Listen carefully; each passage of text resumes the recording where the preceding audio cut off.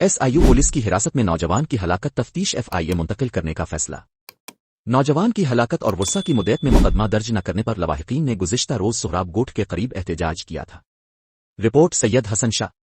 Police حکام نے تفتیش کا دائرہ وسیع کرنے کا فیصلہ کیا ہے۔ SIU کے اضافی چارج سنبھالنے والے SSP AVLC امجد شیخ کے مطابق کیس کی تفتیش ساؤتھ پولیس سے FIA منتقل کرنے کا فیصلہ کر لیا گیا ہے۔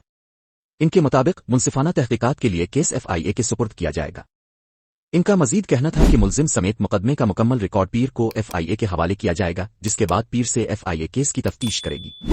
واضح رہے کہ عرفان نامی نوجوان کو بدھ کے روز حراست میں لیا گیا تھا اور IU کی جانب سے جمعرات کے روز 7 بجے کے قریب اہل خانہ کو عرفان کی موت کے حوالے سے آگاہ کیا گیا تھا۔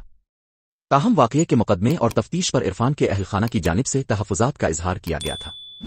SIU پولیس کی حراست میں مبینہ تشدد سے نوجوان کی ہلاکت اور ورثہ کی مدعیت میں مقدمہ درج نہ کرنے پر لواحقین نے گزشتہ روز سہراب گوٹھ کے قریب احتجاجی مظاہرہ کر کے دونوں ٹریک بند کر دیے تھے۔